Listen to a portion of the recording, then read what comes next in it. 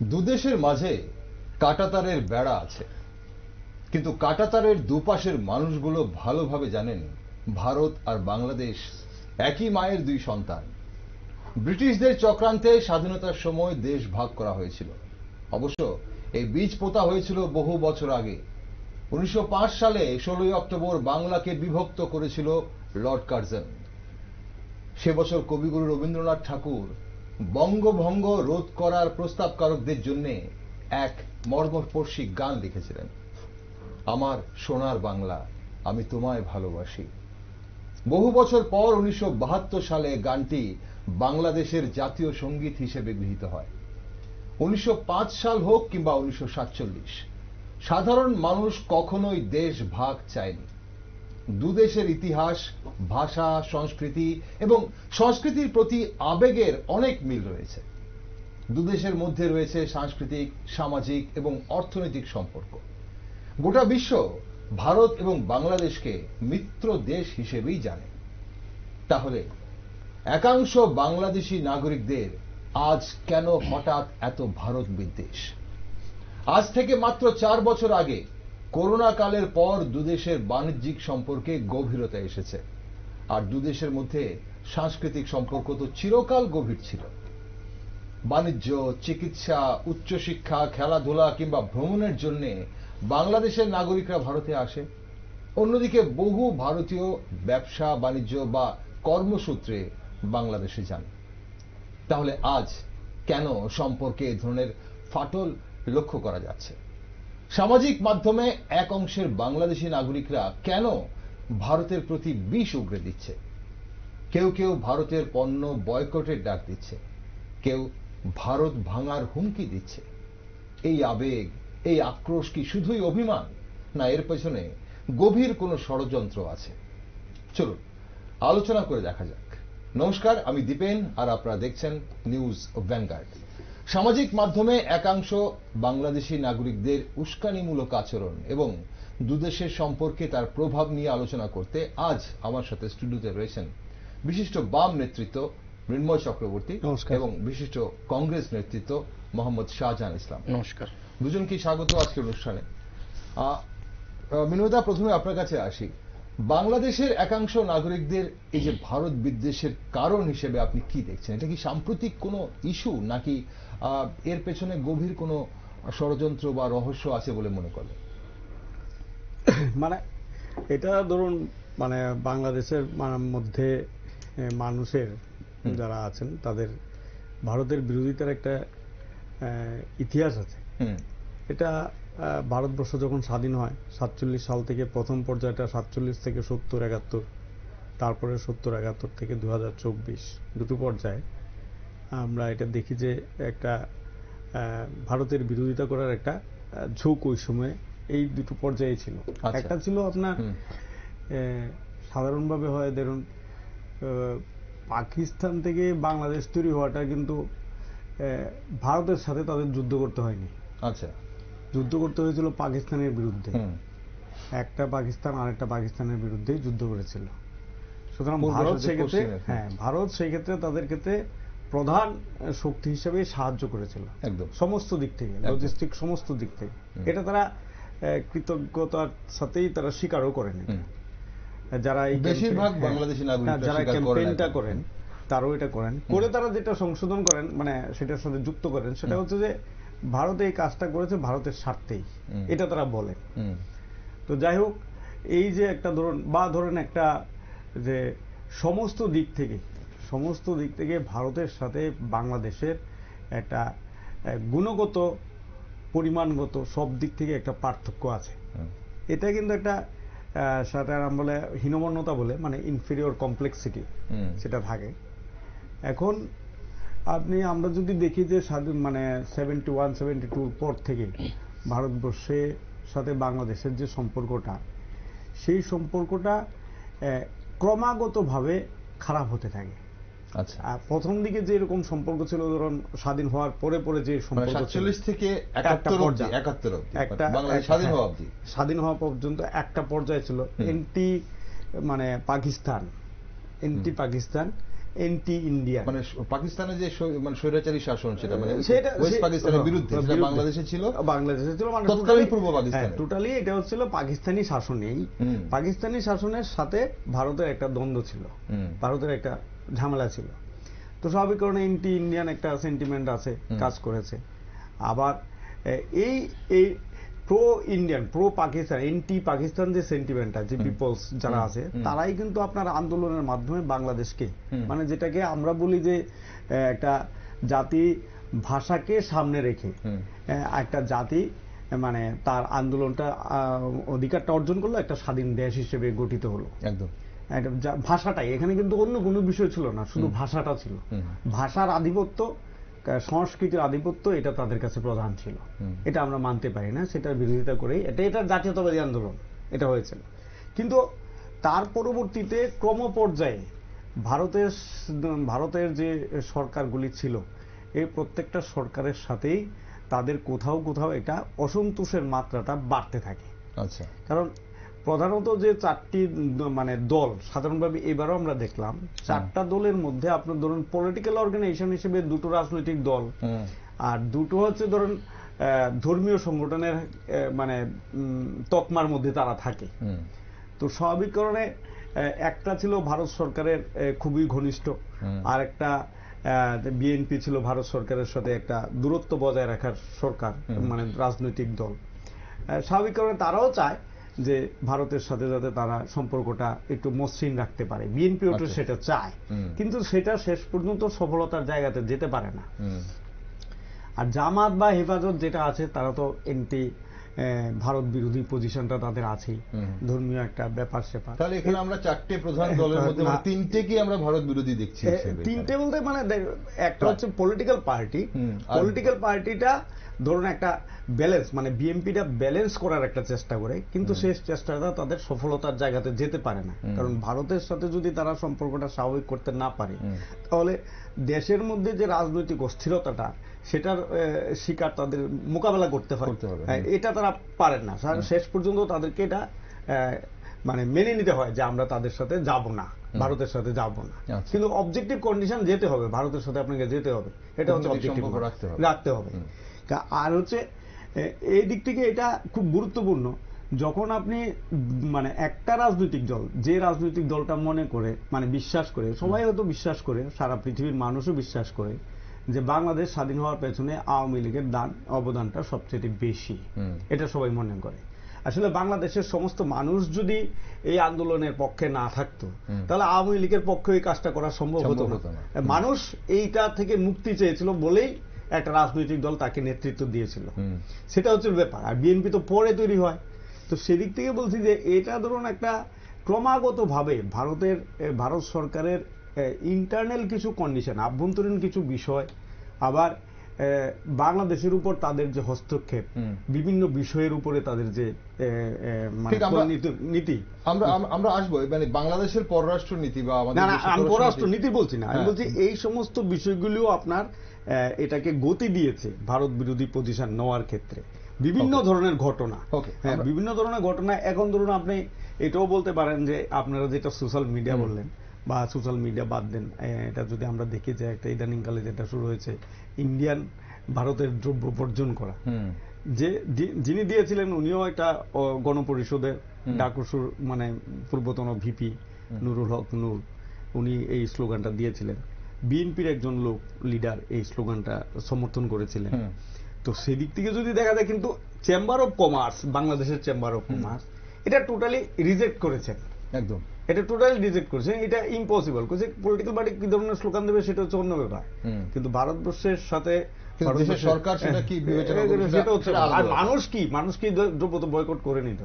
সেই তো বলছে এটা লং স্ট্যান্ডিং একটা পজিশন আছে যে ভারতবর্ষের সাথে তার বাংলাদেশের ক্রম অবনতির পেছনে কিছু কিছু কারণ নির্দিষ্ট ভাবেই আছে। ঠিক, এটা মানে সাময়িক কোনো ব্যাপার নয়, তাহলে সাময়িক ব্যাপারের মধ্যে অ্যাক্সেলারেট করে গতি দিয়েছে হচ্ছে আপনার গত 15 বছরের শাসনে লাস্ট যে ইলেকশনটা হলো, মানুষের যে ভোটাধিকার বা ধরেন মৌলিক যে হিউম্যান রাইটস বিষয়গুলো, সেগুলোকে আপনার এই সরকার মানে আওয়ামী লীগ সরকার ঠিকভাবে প্রটেক্ট করতে পারেনি।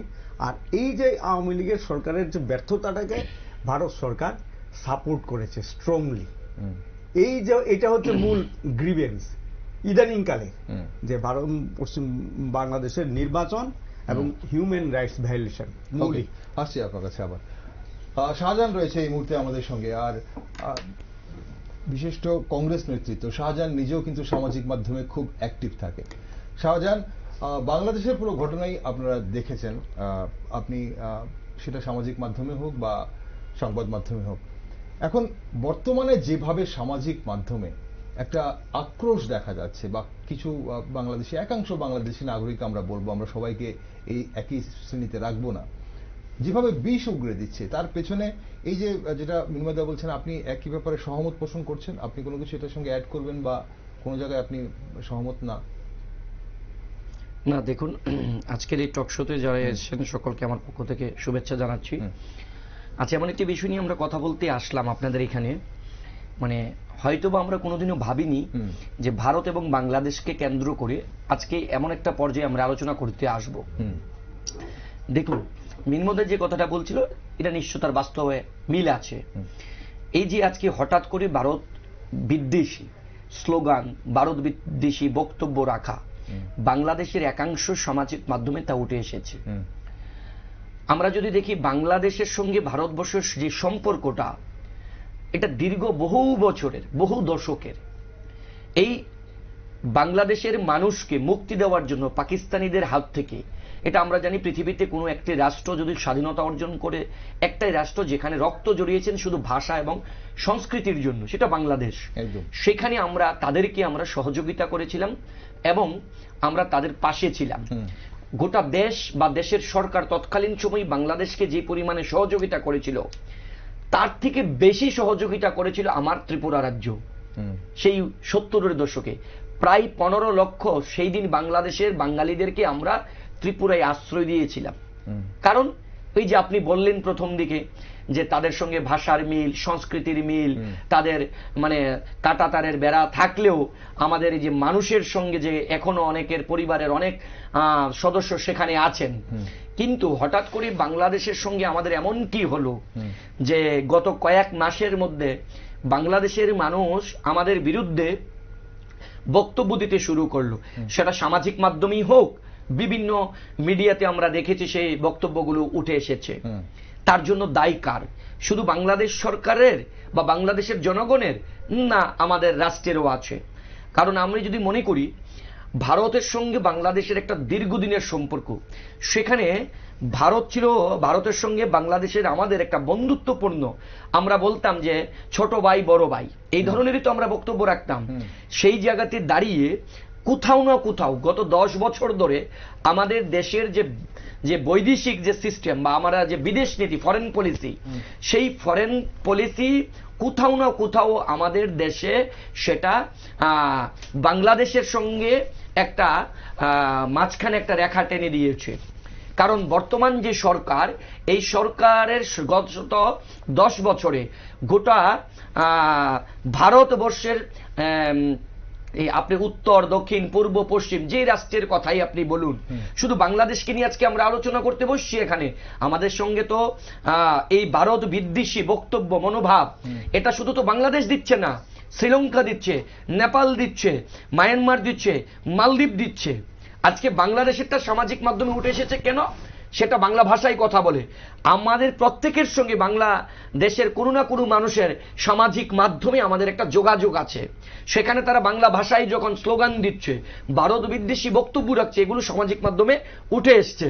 আজকে বাংলাদেশের সঙ্গে সম্পর্ক খারাপ, আমি মনে করি ওই যে যেটা মিনময়দা বলছিল যে আমাদের দেশের সরকার বা আমাদের দেশের যে ইন্টেলিজেন্স ব্যুরো, যে বাংলাদেশে এই ধরনের একটা পরিস্থিতি ক্রিয়েট হতে পারে, এটা বিগত বহু বছর ধরে একটা এমন ধরনের চক্র চলছিল।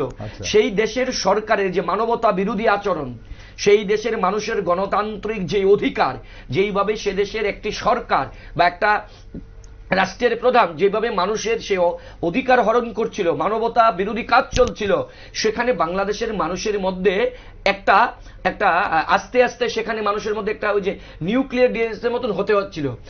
সেখানে আমরা দেখেছি ভারত বন্ধু দেশ হিসেবে আমাদের যে বিদেশ পলিসি হিসেবে যেই ভূমিকা বাংলাদেশের সঙ্গে পালন করার কথা ছিল, যেটা বাংলাদেশকে বলা উচিত ছিল, সেটা ভারত সরকার করতে পারেনি। সেখানে ভারত সরকার সম্পূর্ণভাবে বা ভারতের ইন্টেলিজেন্স ব্যুরো, সেখানে র ডিপার্টমেন্ট সম্পূর্ণভাবে ব্যর্থ হয়েছেন। তারা কি আগাম জানতো না বাংলাদেশ এই ধরনের একটা পরিবেশ তৈরি হতে পারে? আজকে এর জন্য বাংলাদেশের এই পরিস্থিতির জন্য কি আমরা পারতাম না আমাদের দেশের সরকার তাদের সঙ্গে কথা বলে সেখানে মানবতা যে বিরোধী আচরণ হচ্ছিল, কাজগুলি হচ্ছিল, সেখানে মানুষের গণতান্ত্রিক যে অধিকার হরণ করা হচ্ছিল, একের পর একের নির্বাচনে গণতন্ত্রের পক্ষে বিরোধী দলগুলোকে যেভাবে দমন করা হচ্ছিল, সেখানে কি ভারত একটা ভূমিকা নিতে পারতো না? আসলে চাননি সরকার। কেন? এই সরকারও মানবতা বিরোধী, এই সরকারও গণতন্ত্র বিরোধী, এই সরকারও তো চাইছিল যে আমার মতন করে আরেকটা সরকার আরেকটা রাষ্ট্রে চলুক।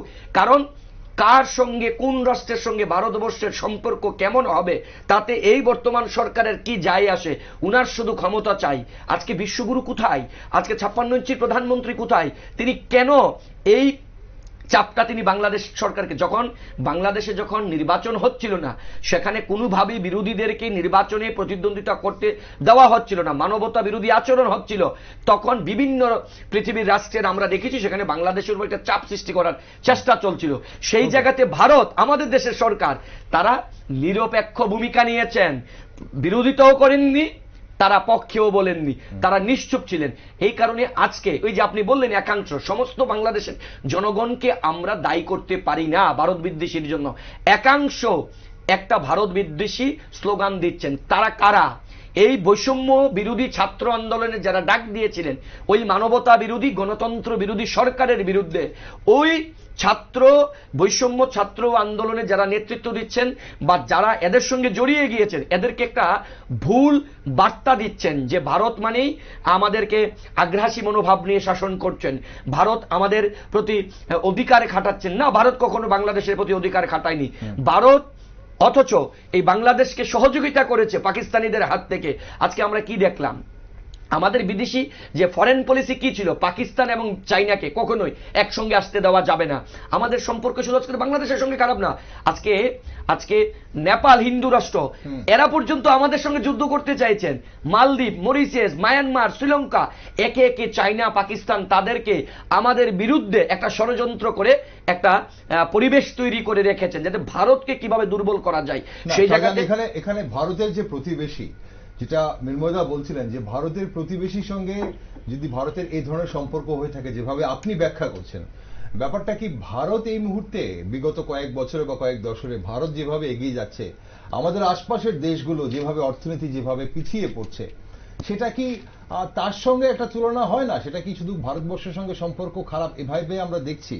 আজকে নেপাল বলুন, আজকে শ্রীলঙ্কা বলুন, বা পাকিস্তান বলুন, বা বাংলাদেশ বলুন, ভারত যেভাবে বিশ্বের দরবারে এগিয়ে যাচ্ছে, সেখানে ভারত কি হিংসার পাত্র হচ্ছে না কোন আমাদের প্রতিবেশীদের কাছে? না, আমি একেবারেই মনে করি মোটে এটাই নয় যে আমরা বিশ্বের দরবারে এগিয়ে যাচ্ছি বলে আমাদের প্রতিবেশী রাষ্ট্রগুলো আমাদেরকে হিংসার নজরে দেখবেন বা আমাদের প্রতি তারা ঈর্ষা করবেন, এটা এমন কোনো ব্যাপার নয়। গোটা বিশ্বজুড়ে কিন্তু একই চিত্র চলছে এই মুহূর্তে। এখন এই যে বাংলাদেশের সঙ্গে যে আপনি যে বক্তব্যটা বারবার আমরা বাংলাদেশ নিয়ে আলোচনা করছি, যে বাংলাদেশের সঙ্গে আমাদের স্বাস্থ্যের দিক থেকে একটা আদান প্রদান হচ্ছে, মানে সেখানে আমাদের যোগাযোগ আছে, ভ্রমণের দিক থেকে আছে, ব্যবসার দিক থেকে আছে, আমরা বাংলাদেশকে বিদ্যুৎ দিচ্ছি, এরা আমাদেরকে গ্যাস দিচ্ছেন, নানা ধরনের একটা 16 বিলিয়ন মার্কিন ডলার বাংলাদেশের সঙ্গে ভারতবর্ষের সরকারের একটা আমদানি রপ্তানি হচ্ছে। সেই জায়গাতে দাঁড়িয়ে যখন একটা যে ভারত পণ্যের বিরোধিতা করা, স্লোগান দেওয়া বা ভারতের বিরুদ্ধে বক্তব্য রাখা, ভারতকে তারা এখন চোখ রাঙাচ্ছে। আপনি ভাবতে পারেন ভারতবর্ষের স্বাধীনতার পর যতগুলো প্রধানমন্ত্রী, যতগুলো সরকারি দেশে ক্ষমতায় এসছে, আপনি কোথাও কোনোদিনও দেখাতে পারবেন পণ্ডিত নেহরু থেকে শুরু করে এই নরেন্দ্র মোদীর 2014 সালের প্রধানমন্ত্রী হবার আগ পর্যন্ত, ইভেন কি আপনার অটল বিহারী বাজপেয়ী যখন আমাদের দেশের প্রধানমন্ত্রী ছিলেন, আপনি দেখাতে পারবেন তৎকালীন সময় বাংলাদেশ আমাদেরকে চোখ রাঙিয়েছিল, আমাদের বিরুদ্ধে স্লোগান দিয়েছিল, আমাদের বিরুদ্ধে তারা কথা বলেছিল। নেপাল বলেছে, মায়ানমার বলেছে, ভুটান বলেছে, শ্রীলঙ্কা বলেছে, মালদ্বীপ বলেছে। তাহলে আপনি এখানে না শাহজাহান, ব্যাপারটা হচ্ছে বাংলাদেশের অভ্যন্তরীণ বিষয় নিয়ে যখন আমরা কথা বলছি, যে জিনিসটা হচ্ছে গণ অভ্যুত্থান বাংলাদেশের অভ্যন্তরীণ বিষয়, অবশ্যই পার্শ্ববর্তী রাষ্ট্র হিসেবে বাংলাদেশের সঙ্গে আমরা যেহেতু রয়েছি, সেখানে ভারতবর্ষের ভূমিকা রয়েছে। কিন্তু আপনি যেভাবে বাংলাদেশের কথা বলতে গিয়ে ভারত সরকারকে আক্রমণ করছেন, এখানে মনে হচ্ছে একই সুরে কথা বলছেন, আপনি বাংলাদেশের সেই অংশের নাগরিকদের রিপ্রেজেন্ট করছেন। না, আমি একদম সেই অংশের নাগরিকদের রিপ্রেজেন্ট করছেন যারা ভারত বিরোধী কথা বলছেন, তাদের ব্লগগুলো বা তাদের অনুষ্ঠানগুলো সামাজিক মাধ্যমে দেখে আমরা কি বলছি, আমি আসবো আপনার কাছে, আমরা এই মুহূর্তে অবশ্যই কিছুক্ষণ আগে আমরা নিউজ ভ্যানগার্ড আপনাদের দেখিয়েছি এবং ব্রেকিং নিউজ আপনারা দেখেছেন। আরজি কর কাণ্ডে কিন্তু গ্রেপ্তার হয়েছে, সিবিআইয়ের হাতে গ্রেপ্তার হয়েছে সন্দীপ ঘোষ, প্রাক্তন প্রিন্সিপাল আরজি করের, সেটা আপনারা জানেন। আমি আসবো আপনার কাছে। এই যে সেভেন সিস্টারকে ভেঙে দেওয়া, মিনুবাবু, এই যে সেভেন সিস্টারকে আমারটা শেষ হয়নি। আমি আপনি যে প্রশ্নটা করলেন যে আমি তাদের হয়ে কথা বলছি না, আমি কি বলছি, আপনি কিন্তু বলেছেন যে বাংলাদেশের সমস্ত জনগণকে দায়ী করা যাবে না ভারত বিদ্বেষী স্লোগানের জন্য।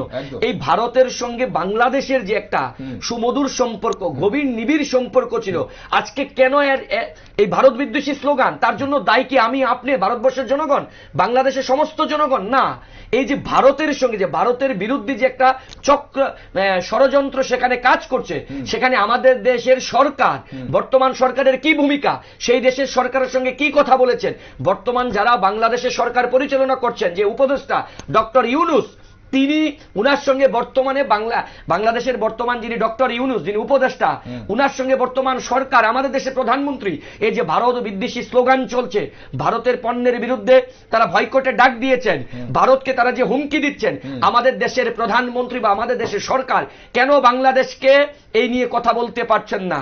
কোথায় সরকারের দুর্বলতা?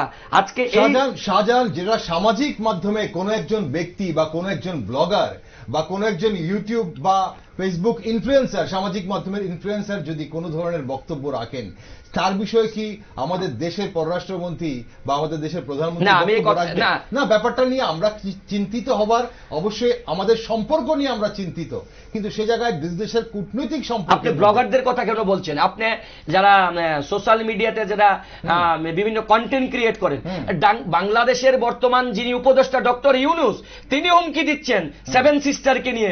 তিনি বলছেন যদি সেখানকার যিনি পালিয়ে বা যিনি আশ্রয় নিয়েছেন ভারতবর্ষে, সেখানকার তৎকালীন সময়ের প্রধানমন্ত্রী শেখ হাসিনা, উনাকে যদি ফেরত না দেওয়া হয়, তাহলে ভারতবর্ষ যে বাংলাদেশের সঙ্গে যে বিদ্যুতের আদান প্রদান হচ্ছে, যে বিদ্যুতের যে বাংলাদেশকে দেওয়া হচ্ছে, সেটা নাকি তারা চুক্তি ভঙ্গ করে দেবে, তারা চাইনার সঙ্গে করবেন। এটা কি বাংলাদেশের যারা সোশ্যাল মিডিয়াতে তারা লিখছেন, যারা কন্টেন্ট ক্রিয়েটার, যারা ফুড ব্লগার, এরা বলছেন না? বর্তমান বাংলাদেশের যিনি উপদেষ্টা ডক্টর ইউনূস বলছেন, বাংলাদেশের যিনি একজন উপদেষ্টা নাহিদ নামে, তিনি ভারতবর্ষের সম্পর্কে ভুল তথ্য দিচ্ছেন। এই যে ভুল তথ্য দিচ্ছেন বা বর্তমান যারা সরকার চালাচ্ছেন উপদেষ্টা হিসেবে, এরাও তো আমাদের সম্পর্কে ভুল বার্তা দিচ্ছেন, সম্পর্কে, সরকারের সম্পর্কে, ভারতের সম্পর্কে। তাহলে আমাদের দেশের সরকারের কি দায়িত্ব? আমাদের দেশের বিদেশ মন্ত্রণালয়ের যিনি দায়িত্ব পালন করছেন, উনার কি ভূমিকা? আপনি কি সেটা দেখবেন না? এই যে আমাদের দেশের প্রধানমন্ত্রী বিশ্বের বিভিন্ন রাষ্ট্রে যাচ্ছেন, সেখানে কেন বিদেশ মন্ত্রী যাচ্ছেন না? এই মুহূর্তে আমরা একটা ব্রেকিং নিউজে ঢুকবো, আমরা অবশ্যই আরজি কর কাণ্ডে ঢুকবো। আমরা এই মুহূর্তে এখানেই শেষ করছি, টকশোটা শেষ করছি। আরজি কর কাণ্ডে একটা ব্রেকিং নিউজ এই মুহূর্তে দর্শক বন্ধুরা আপনাদের নিয়ে যাব। আপনাদের জানিয়ে রাখি, কিছুক্ষণ আগেই আমরা অবশ্যই খবর পেয়েছি আরজি কর কাণ্ডে সন্দীপ ঘোষ, প্রাক্তন প্রিন্সিপাল সন্দীপ ঘোষ কিন্তু গ্রেপ্তার হয়েছেন এবং সিবিআই কে ঈশ্বরের সঙ্গে তুলনা করলেন তৃণমূলের রাজ্যসভার সাংসদ শান্তনু সেন। উনি বলছেন, আমি বহুদিন আগেই দুর্নীতির অভিযোগ এনেছিলাম, তখন পাত্তা দেয়নি। আরজি করের দুর্নীতি নিয়ে নাম না করে ফের মমতার সমালোচনা করলেন শান্তনু সেন। আমরা অবশ্যই বিস্তারিত আলোচনায় যাব আপনাদের সঙ্গে, আমরা অবশ্যই এটাকে নিয়ে আলোচনা করব। এই মুহূর্তে আমরা চেষ্টা করছি আমাদের প্রতিনিধি, আমাদের এক্সিকিউটিভ এডিটর নীল বণিকের সঙ্গে কথা বলার, আমরা চেষ্টা করছি ওনার সঙ্গে কথা বলার। আপনার সঙ্গে থাকুন। আপনাদের আরো একবার জানিয়ে দিই, এই মুহূর্তে গ্রেপ্তার হয়েছেন আরজি কর কাণ্ডে প্রাক্তন প্রিন্সিপাল আরজি করের সন্দীপ ঘোষ, এবং সেই বিষয় নিয়ে কিন্তু আমরা যোগাযোগ করার চেষ্টা করছি। এই মুহূর্তে টেলিফোনে যোগাযোগ করার চেষ্টা করছি নীল বণিকের সাথে। গুরুত্বপূর্ণ বিষয়, নীল বণিক আমাদের এক্সিকিউটিভ এডিটর, নীল বণিকের সঙ্গে আমরা যোগাযোগ করার চেষ্টা করছি। আপনাদের জানিয়ে রাখি, আরজি কর কাণ্ডে গ্রেপ্তার হয়েছেন আরজিকর কাণ্ডে গ্রেপ্তার হয়েছেন প্রাক্তন প্রিন্সিপাল সন্দীপ ঘোষ। এবং কি বিস্তারিত জানবো আমাদের প্রতিনিধি নীল বণিক রয়েছে এই মুহূর্তে আমার সঙ্গে টেলিফোন লাইনে। নীল, শুনতে পাচ্ছ তুমি আমাকে? একেবারে। নীল, কি আপডেট পাওয়া যাচ্ছে? দেখো, এই মুহূর্তে যে বক্তব্যটা যেহেতু আমি একেবারে কলকাতার স্পটে রয়েছি, আমি জানি না তুমি তৃণমূলের যে রাজ্যসভার সাংসদ শান্তনু সেন, তার বাইকটা তোমার দেখানো সম্ভব হয়েছে কিনা। যদি দেখানো সম্ভব না হয়, আমি আমার টেকনিক্যাল যারা আমরা চেষ্টা করছি, আমরা সেই চেষ্টাটা করছি, এই মুহূর্তে দেখানোর চেষ্টা করছি। বলো নীল। শান্তনু সেনের যদি তুমি বাইকটা দেখাও বা আমাদের দর্শকদের দেখাও, তাহলে এই যে আজকের যে গ্রেফতার, সেই গ্রেফতার নিয়ে তাৎপর্যপূর্ণ মানুষ বক্তব্য সেখানে তোমাকে দেখো ডিপেন্ডটা পরিষ্কার। আজকে শান্তনু সেন, যিনি প্রথম আরজিকর মেডিকেল কলেজ নিয়ে মুখ খুলেছিল এবং আরজিকর মেডিকেল কলেজে তিনি কিন্তু প্রথম দুর্নীতিটা প্রকাশ্যে আনে। আর কে সেই শান্তনু সেন? যে তৃণমূল কংগ্রেসের রাজ্যসভার সাংসদ, এবং তিনি কিন্তু একজন ডক্টর শান্তনু সেন, মানে একজন কিন্তু চিকিৎসক, এবং তার মেয়েও কিন্তু ওই আরজিকর মেডিকেল কলেজে পড়ে। তিনি কি বলেছিলেন, আমি প্রথমে একটু অতীতের দিকে তোমাকে বলবো। তিনি প্রথমে বলেছিলেন যে আরজিকর মেডিকেল কলেজে পয়সা দিয়ে প্রশ্নপত্র, অর্থাৎ এমডি করার প্রশ্নপত্র বিক্রি হয়। আরজিকর মেডিকেল কলেজে পয়সা দিলেই অনার্স পাওয়া যায়। আরজিকর মেডিকেল কলেজে কারা কোন পজিশনে পাবে সেগুলো সমস্ত অর্থের বিনিময়ে ঠিক হয়। আরজিকর মেডিকেল কলেজে তিনি কি বলেছেন, এগুলো কিন্তু একটাও আমরা বলছি না, সব কথাই বলেছিল তৃণমূল সাংসদ, বলেছিলেন তৃণমূল সাংসদ তথা চিকিৎসক শান্তনু সেন। তিনি পরিষ্কার বলেছিলেন যে আমার মেয়েকেও এই ট্র্যাপে ফেলবার চেষ্টা করা হয়েছিল। যেহেতু আমি নিজে একজন চিকিৎসক, আরজিকরের প্রাক্তনী, এবং আমি একজন রাজ্যসভার সাংসদ, তাই আমার মেয়েকে এখান থেকে আমি রক্ষা করতে পেরেছি। এই কথা আমি বলছি না, তৃণমূল কংগ্রেস ক্ষমতায় সততার প্রতীক নিয়ে মমতা বন্দ্যোপাধ্যায় ঘুরছে, আর তারই রাজ্যসভার সাংসদ তিনি এই কথা বলেছিলেন। আর তিনি কি বলেছিলেন, যে আরজিকর মেডিকেল কলেজে সেক্স র্যাকেট চলে, আরজিকর মেডিকেল কলেজে অঙ্গ পাচার হচ্ছে, আরজিকর মেডিকেল কলেজে মানে ড্রাগসের ইন্টারন্যাশনাল কিন্তু একটা মাফিয়াদের সঙ্গে যোগাযোগ হয়েছে। মানে ভয়ানক থেকে ভয়ানক। দেখো, আমরা ইন্টারন্যাশনাল মাফিয়া বলতে কাকে বুঝি? ড্রাগসের সবচেয়ে বড় মাফিয়া হচ্ছে দাউদ ইব্রাহিম, তাই তো? সেই তিনি হয়তো দাউদ ইব্রাহিমের নাম করেনি বা কারুর নাম করেনি, কিন্তু দেখো তিনি কিন্তু ইন্ডিকেটটা এমন জায়গায় দিচ্ছে যে আরজিকর মেডিকেল কলেজ ড্রাগের জন্য, সব থেকে আফিমের জন্য বিখ্যাত হচ্ছে আফগানিস্তান। মানে কলকাতায় বসে আরজিকর মেডিকেল কলেজের সঙ্গে তিনি হয়তো আফগানিস্তান বা পাকিস্তানের ড্রাগ মাফিয়াদের সঙ্গে জুড়ে দিচ্ছে। এটাও কিন্তু আমরা বলছি না, সবই তৃণমূল কংগ্রেসের রাজ্যসভার সাংসদ বলছে। এবং দ্বিতীয়ত, নীল তোমাকে একটু লাইনে থাকার জন্য অনুরোধ করব, আমরা একটু শুনে নেব সাংসদ শান্তনু সেন কি বলেছে, সেই বাইকটা আমরা একটু শুনে নেব। আগে আমরা দর্শক বন্ধুদের সেটা শোনাতে চাইবো, তারপর আসছি তোমার কাছে আবার। প্রমাণ হলো, যখন মানুষ বিচার দেয় না, তখন স্বয়ং ঈশ্বর এসে বিচার করেন। 2023 সালের 27শে ফেব্রুয়ারি আরজিকর মেডিকেল কলেজের আরকেএসএ চেয়ারম্যান হিসেবে নিযুক্ত হয়ে কাজ করতে গিয়ে এই সমস্ত দুর্নীতিগুলো আমি ধরেছিলাম, আটকেছিলাম, প্রতিবাদ করেছিলাম। প্রশাসনের সংশ্লিষ্ট জায়গায় এবং স্বাস্থ্য দপ্তরের মাননীয় প্রিন্সিপাল সেক্রেটারি হেলথ ডিপার্টমেন্টকে নিজের তথ্য প্রমাণ সমেত জমা দিয়েছিলাম। হয়তো কোনো কারণে তখন আমার তথ্যগুলোকে তারা গুরুত্ব দেয়নি বা পদক্ষেপ নিতে পারেনি বা নেয়নি। যদি সেই সময় সঠিক পদক্ষেপ নিত, তাহলে আজকে এই দিন দেখতে হতো না। হ্যাঁ, আপনারা শুনছিলেন তৃণমূলের সাংসদ, রাজ্যসভার সাংসদ শান্তনু সেনের বক্তব্য। আর আমাদের সঙ্গে এই মুহূর্তে রয়েছেন আমাদের এক্সিকিউটিভ এডিটর নীল বণিক। নীল, শুনতে পাচ্ছ তুমি আমাকে?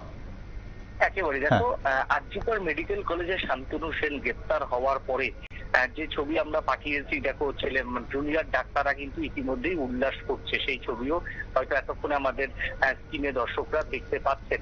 এবং তোমাকে বলবো, দেখো শান্তনু সেন গ্রেপ্তার হওয়ার পরে বিরোধীরা সেটা নিয়ে সন্দীপ ঘোষ সন্দীপ ঘোষ মার্জনা করবেন। সন্দীপ ঘোষ গ্রেপ্তার হওয়ার পরে তোমার হচ্ছে বিরোধীরা সেটা নিয়ে সরকার পক্ষের উপর চাপ বাড়াবেন, এটা একেবারেই প্রত্যাশিত। এর সঙ্গে মানে এটা প্রত্যাশিত, কিন্তু তৃণমূল কংগ্রেসের একজন রাজ্যসভার সাংসদ, তিনি দেখো তার কিন্তু পয়েন্টটা ভালো করে শুনতে হবে যে ঈশ্বর বিচার পাইয়ে দিয়েছে, অর্থাৎ সিবিআই কে যে মমতা বন্দ্যোপাধ্যায় সিবিআই কে গতকাল পর্যন্ত গালাগালি করলেন, যে মমতা বন্দ্যোপাধ্যায় অভিষেক বন্দ্যোপাধ্যায়রা এত 14 দিন হয়ে গেল 15 দিন হয়ে গেল সিবিআই কেন গ্রেফতার করতে পারছে না, যে মমতা বন্দ্যোপাধ্যায় সিবিআই নামে 4 ঘটি জল খাচ্ছেন সিবিআই নামে, সেই মমতা বন্দ্যোপাধ্যায় দলেরই একজন সাংসদ তিনি যেটা জানালেন যে ঈশ্বর হয়তো বিচার দিয়েছে। ঈশ্বর এখানে কে? ঈশ্বরই তো এখানে হচ্ছে সিবিআই।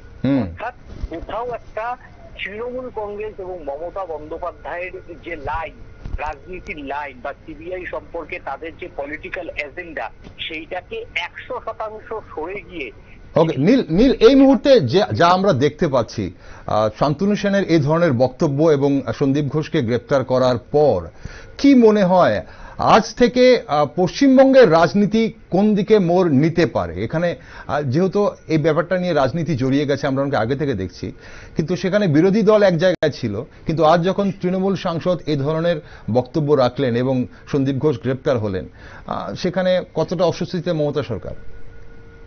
দেখো, মমতা সরকার অস্বস্তিতে রয়েছে, কিন্তু মমতা সরকার তো বডি ল্যাঙ্গুয়েজে অস্বস্তির কথা স্বীকার করবে না। দেখো, তৃণমূল কংগ্রেসের রাজ্যসভার সাংসদ যেদিন প্রথম ফোর্স করেছিল তাকে জাতীয় মুখপাত্রের পদ থেকে কিন্তু শান্তনু সেনকে সরিয়ে দেওয়া হয়েছিল, এবং শান্তনু সেনকে কলকাতার যে মিউনিসিপ্যালিটি রয়েছে বা কলকাতা কর্পোরেশন, সেখানের থেকেও তাকে যে অ্যাডভাইজারি পদ রয়েছে স্বাস্থ্য বিভাগের, তার মতো একজন চিকিৎসককে মমতা বন্দ্যোপাধ্যায় সরিয়ে দিয়েছে। কিন্তু আজকে মমতা বন্দ্যোপাধ্যায় যেভাবে তিনি সিবিআই যেভাবে তৃণমূলের যে পলিটিক্যাল এজেন্ডা তার বিরুদ্ধে 100% গিয়ে যেভাবে সিবিআই কে ঈশ্বরের সঙ্গে তুলনা করলেন, তারপর মমতা বন্দ্যোপাধ্যায় পলিটিক্যাল স্ট্যান্ড শান্তনু সেন সম্পর্কে কি হবে তা জানার অপেক্ষায় গোটা ভারতবাসী রয়েছে। কারণ তোমাকে আমি বলি যে মমতা বন্দ্যোপাধ্যায়ের সমালোচনা করে কেউ 1 সেকেন্ড পার পায়নি অতীতে কোনো রাজনৈতিক দলের মানে কোনো নেতাই, তার দলের নেতাই। সেটা তুমি একসময় মমতা বন্দ্যোপাধ্যায় সমালোচনা করেছিলেন অচিত পাজা, তাকে সরিয়ে দেওয়া হয়েছে, সবাইকে। কিন্তু এই ক্ষেত্রে আমি বলবো যে তৃণমূল সাংসদ কিন্তু অনেকটা বেশি, তিনি আজকে তৃণমূল সাংসদ হিসেবে বলেননি কিন্তু, বা তিনি আজকে তৃণমূলের মধ্যে তার ব্যক্তিত্ব আটকে রাখার চেষ্টা করেনি। তিনি একজন চিকিৎসক, এবং একজন চিকিৎসক হয়ে কিভাবে আরজিকর মেডিকেল কলেজের এই দুরবস্থা নিয়ে যদি তিনি মুখ না খোলেন তাহলে তার পড়াশোনাটাই তো বৃথা। এই জায়গাতেই হয়তো শান্তনু সেন আজকে যে ভাষায় মমতার সমালোচনা করলো, এবং আমি অবাক হব না যদি মমতা বন্দ্যোপাধ্যায়কে বিরোধীরা আজকে সবাই প্রশ্ন করছে যে ডক্টর শান্তনু সেন যদি একটাও মিথ্যে কথা বলে, যেমন কুণাল ঘোষ কলকাতার একজন বিখ্যাত কার্ডিওলজিস্ট এবং ভারতবর্ষের একজন বিখ্যাত কার্ডিওলজিস্ট, তিনি কলকাতা পুলিশের ভূমিকা নিয়ে প্রশ্ন তোলার পর তাকে লালবাজারে ডাকা হয়েছিল, চেরার জন্য ডাকা হয়েছিল। তারপর তিনি চিকিৎসকদের নিয়ে মিছিল করে গেছেন, কিন্তু কলকাতা পুলিশের কোনো ক্ষমতা হয়নি, মিস্টার বিদিত গোয়েলের কোনো ক্ষমতা হয়নি যে কুণাল ঘোষকে একটা মামলাতে ফাঁসানো বা মামলা দেওয়া। সেই কলকাতা আমরা একদম নীল, আমরা অবশ্যই নজরে রাখবো সেই দিকে, আমরা সেই বিষয়ে আরো অবশ্যই দর্শক বন্ধুদের বিস্তারিত জানাবো। ধন্যবাদ তোমাকে সঙ্গে থাকার জন্য। আমরা পশ্চিমবঙ্গের রাজনীতি কোন দিকে মন নেয় সেদিকেও অবশ্যই আমরা নজর রাখবো। তবে দর্শক বন্ধুরা আপনাদের জানিয়ে রাখি এই মুহূর্তে আরো একবার যে সিবিআই গ্রেপ্তার করেছে প্রাক্তন প্রিন্সিপাল, আরজি করের প্রাক্তন প্রিন্সিপাল সন্দীপ ঘোষকে, এবং ঈশ্বরকে ধন্যবাদ জানিয়েছেন তৃণমূল রাজ্যসভার সাংসদ শান্তনু সেন, এবং সিবিআইয়ের হাতে গ্রেপ্তার হওয়ার পর ঈশ্বরকে ধন্যবাদ জানিয়েছেন। অবশ্যই নির্ঘাত পশ্চিমবঙ্গের রাজনীতি অন্যদিকে মোড় নিতে চলেছে এবং সেদিকে অবশ্যই আমরা নজর রাখবো। কিন্তু আমরা আজ কথা বলছিলাম বাংলাদেশ নিয়ে, খুব বেশি সময় আমাদের এই মুহূর্তে নেই। ফিরে যাব আবার মীনুবাবু আপনার কাছে যাচ্ছে এই মুহূর্তে, যে এই যে একটা এই মুহূর্তে অনেকগুলো কথা বলা হচ্ছে যে বাংলাদেশের অভ্যন্তরীণ ব্যাপার, সেখানে ভারতবর্ষের সঙ্গে বাংলাদেশের যে সম্পর্ক, তার মধ্যে সেই যখন বাংলাদেশ স্বাধীন হয় তখন থেকেই এক শ্রেণীর মানুষ ভারত বিরোধিতা করে গেছেন, তারা চাননি বাংলাদেশ স্বাধীন হোক, এবং এই বিষয়গুলো আজ এখন যখন হাসিনা সরকার পদত্যাগ করেছে এবং গণ অভ্যুত্থান বাংলাদেশে হয়েছে, সেগুলো আজ এখন একটা বিরাট আকার ধারণ করছে। এখন কথা হচ্ছে যে সামাজিক মাধ্যমে বাংলাদেশের একাংশ নাগরিকরা যেভাবে প্রকাশ্য ভারত বিরোধী হিংসা ছড়াচ্ছে, তাকে নিয়ন্ত্রণ করতে বাংলাদেশের অভ্যন্তরীণ যে বা অন্তর্বর্তী সরকার যে রয়েছে এই মুহূর্তে, তাদের কোনো ভূমিকা আপনি দেখতে পাচ্ছেন কিনা? এবং ভারতের, যেটা শাহজাহান বলছিলেন, ভারত সরকারের এই মুহূর্তে কি করা বলে প্রয়োজন আপনারা কি মনে করেন? মানে যে ধরুন ভারত বিরোধী যে প্রচারটা, সেই প্রচারটার মধ্যে মানে এখন যে ইন্টারিম যে গভর্নমেন্ট আছে অন্তর্বর্তী, তাদের কোনো নিয়ন্ত্রণ নেই, এবং বরং আমরা বলতে পারি যে তাদের একটা প্রচ্ছন্ন মদতও আছে ভারত বিরোধী যে পজিশনটা। কারণ এটা দেখবেন বিএনপির লিডাররাই বলেছেন যে এইটা যদি ভারত বিরোধী মতটা আমাদের না, মানুষের, তা আমরা এই মানুষের মতটার পক্ষে দাঁড়াবো না কেন? আমরা দাঁড়াতেই পারি, কোনো অসুবিধা নেই। এই ভারত বিরোধী এই যে মত, এই মতকে তারা কিন্তু এন্ডোর্স করে দিচ্ছেন, মানে অনুমোদন করে দিচ্ছেন তারা সবাই। তো সেদিক থেকে বলছি যে এই যে পজিশনটা, যেমন আজকেই দেখবেন আপনি বাংলাদেশের যে অন্তর্বর্তী সরকারের যে উপদেষ্টা আছেন, জল টল এইসব পরিবেশ, বিখ্যাত পরিবেশ বিজ্ঞানী, উনি পরিবেশবিদ, উনি বলেছেন যে তিস্তার যে জল চুক্তিটা ছিল, সেই চুক্তিটা যদি ভারত সরকার মানে পালন না করে, বাস্তবায়িত না করে, তো চুক্তিটা কি ছিল? সম্ভবত 2011-তে 2011-তে মনমোহন সিং এর ঢাকা সফরে এই চুক্তিটা স্বাক্ষরিত হওয়ার কথা ছিল। সেই চুক্তিতে কি ছিল?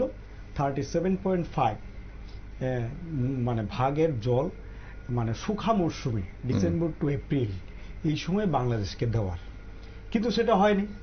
তো এটা কারণ হচ্ছে আন্তর্জাতিক নিয়ম অনুসারে একটা নদীর দুই পারে যদি দুটো দেশ থাকে, জলটা তারা দু দেশই পায়, এটা হচ্ছে নিয়ম। আজকে যেটা তারা বললেন সেটা হচ্ছে আমরা তো ইন্টারন্যাশনাল কোর্টে যাব যদি তিস্তার চুক্তিটা বাস্তবায়িত না হয়, এটা তারা বলেছেন। তা এর আগে ধরুন আপনার পক্ষে হাসিনা সরকারের পক্ষে এই পজিশন নেওয়া সম্ভব ছিল না, তিস্তার জল অনুনয় বিনয় এসব চাওয়া ছিল না। আবার আরো আছে ঘটনা, আপনি এটা দেখুন 2021-এ আপনার আমেরিকা বাংলাদেশের র্যাবকে বন্ধ করে দিল, নিষেধাজ্ঞা দিল।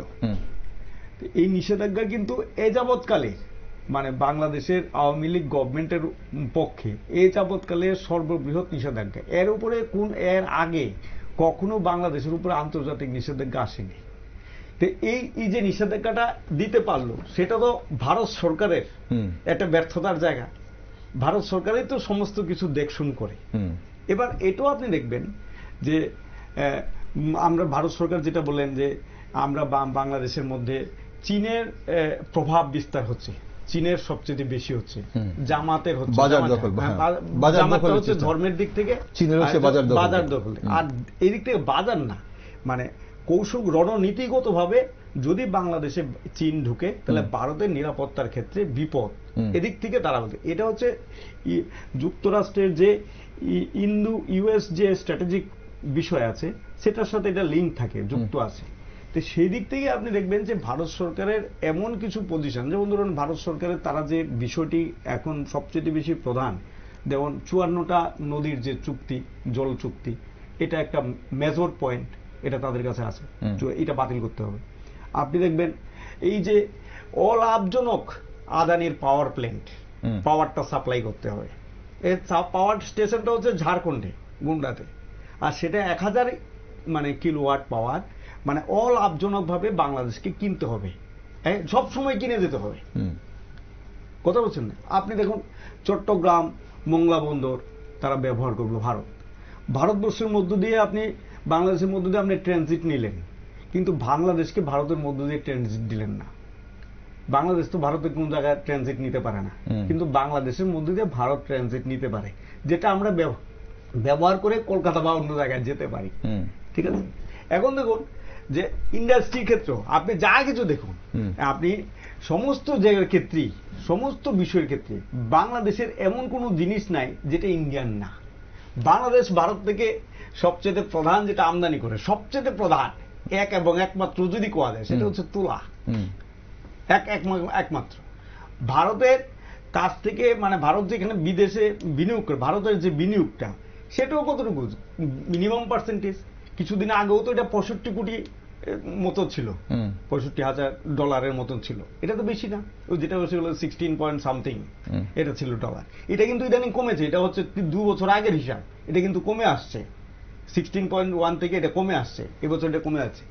এই সমস্ত ক্ষেত্রে দেখা যাচ্ছে যে ভারত সরকারের যে কিছু পদক্ষেপ বা ভারত সরকারের যে কিছু পজিশন, সেই পজিশনটা যেমন ধরুন আপনি একজন মানে লেখক মানে বিশেষজ্ঞ আর কি, তার একটা রেফারেন্স দিচ্ছি, তিনি হচ্ছে সাংবাদিকও, আবার ইউনিভার্সিটি অফ লন্ডনের school of oriental and African স্টাডিজের আন্তর্জাতিক বিভাগের শ্রেষ্ঠ মানে লেখক যিনি অবিনাশ পালিওয়াল। তার সম্প্রতি একটা প্রকাশিত বই আছে, সেই বইটার নাম হচ্ছে Indians near east the new history. বই লিখেছেন কিভাবে মানে হুমকি প্রদানের মাধ্যমে ভারতের হুমকি প্রদানের মাধ্যমে বিডিআর একটা মুভমেন্ট করেছিল, বিডিআর একটা বিক্ষোভ করেছিল, সেই বিক্ষোভটাকে সামরিক হুমকিটা হচ্ছে সামরিক হুমকি, সেটাকে দমন করা হয়েছিল।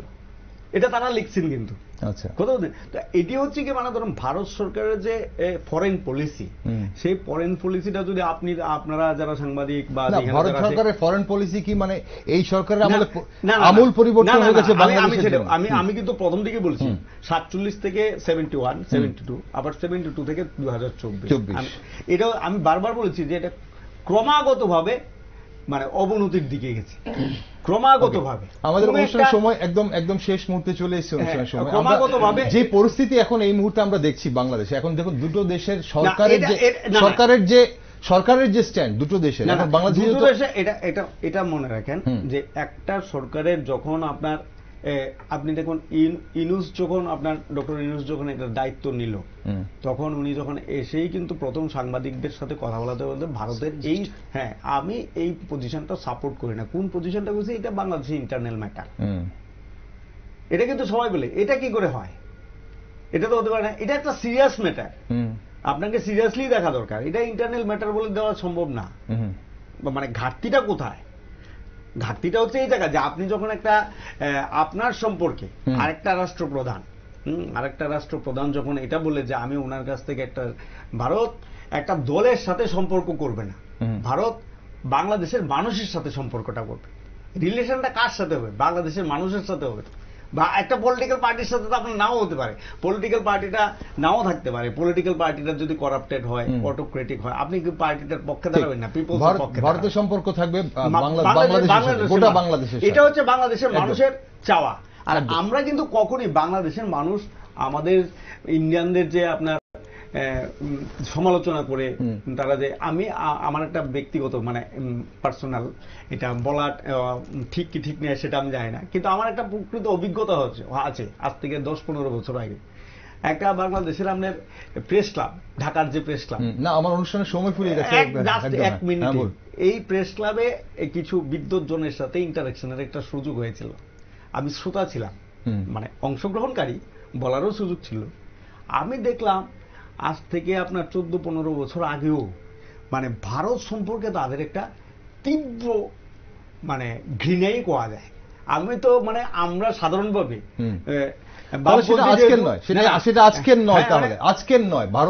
কথাটা শেষ করতে আমি বলছি যে আমি সেই সময় দেখলাম যে আমরা সাধারণত বামপন্থীরা সাম্রাজ্যবাদী শক্তি বলি আমেরিকাকে, ব্রিটেনকে, বাংলাদেশের লোক বলে ভারতকে। ওকে, অসংখ্য ধন্যবাদ আপনাদের দুজনকে, আপনাদের বক্তব্য আপনারা আজ জানালেন। তবে বাংলাদেশ এবং ভারতবর্ষের সম্পর্ক আগামী দিন কোন দিকে হাঁটবে সেটা অবশ্য শুধু জনগণ না, দুদেশের সরকারও অবশ্যই সেটা নিয়ে ভাববে। বাংলাদেশে এই মুহূর্তে কোনো নির্বাচিত সরকার নেই, বাংলাদেশে এই মুহূর্তে অন্তর্বর্তী সরকার রয়েছে। অন্তর্বর্তী সরকারের এই মুহূর্তে যে বাংলাদেশের বিভিন্ন বিশৃঙ্খলা তা যে সরকার এই মুহূর্তে দমন করতে পারছে না, তা সরকার থেকেই কিন্তু অনেক সময় আমরা দেখছি সেখান থেকে বেরিয়ে আসছে। তবে ভারতবর্ষ কিন্তু নজরে রাখছে বাংলাদেশের কি ধরনের কার্যকলাপ হচ্ছে এবং তাতে ভারতবর্ষে কোনো ধরনের সমস্যা হয় কিনা। আমরা কিছুদিন আগেই দেখেছি ভারতবর্ষে একজন বাংলাদেশি ছাত্রী যে ভারতবর্ষে থেকে ভারত বিরোধী কার্যকলাপ করছিল, তাকে কিন্তু পুশব্যাক করা হয়েছে বাংলাদেশে। এখন বাংলাদেশের ছাত্রদের কোটা বিরোধী আন্দোলন। অসংখ্য ধন্যবাদ আপনার দুজনকে আজ আলোচনা থাকার জন্য। একদম আপনি দেখুন এরকম হচ্ছে এবং তার জন্য অবশ্যই স্টেপ নিচ্ছে। ক্ষেত্রে মা, মেয়ে, বাবা তিনজন যখন বেআইনিভাবে প্রবেশ করতে গেল, তাদের একজনকে ওই বাংলাদেশের মানে সীমান্তরক্ষী বাহিনী গুলি করেছে, মেয়েটি মারা গেছে। বাংলাদেশের সীমান্তরক্ষী বাহিনী। সীমান্তরক্ষী। আর অনুষ্ঠান শেষ করছি। অসংখ্য ধন্যবাদ আপনাদের দুজনকে আজ সঙ্গে থাকার জন্য। খুব বেশি সময় আজ দিতে পারিনি আপনাদের। বাংলাদেশের ছাত্রদের দর্শক বন্ধুরা, কোটা বিরোধী আন্দোলন যেভাবে বিভিন্ন সরকার বিরোধী সংগঠন হাইজ্যাক করেছিল তা দেখেছে গোটা বিশ্ব। তবে ছাত্রদের সেই আন্দোলনেও আমরা দেখেছিলাম ভারত বিরোধী জিগির। শেখ হাসিনার ইস্তফার পরে একটি মানচিত্র সামাজিক মাধ্যমে ভাইরাল হয়েছিল। সেই মানচিত্রে বেআইনিভাবে ভারতবর্ষের পশ্চিমবঙ্গের বেশ কিছু জায়গা বাংলাদেশে দেখানো হয়েছে। উদ্দেশ্য কি ছিল? বাংলাদেশের গণ অভ্যুত্থানের পেছনে মাস্টার মাইন্ডদের আসল উদ্দেশ্য কি তাহলে ভারতবর্ষের ক্ষতি করা? বর্তমানে সামাজিক মাধ্যমে হিংসা ছড়িয়ে সেই চেষ্টাই কি তাহলে করা হচ্ছে? দিল্লির নজর অবশ্যই রয়েছে সেই দিকে, নজর রাখছি আমরাও। তাই দেশ, দুনিয়া ও রাজ্যের সব নিউজ, আপডেট এবং টকশো দেখার জন্য আপনারা চোখ রাখুন শুধুমাত্র নিউজ ভ্যানগার্ডে।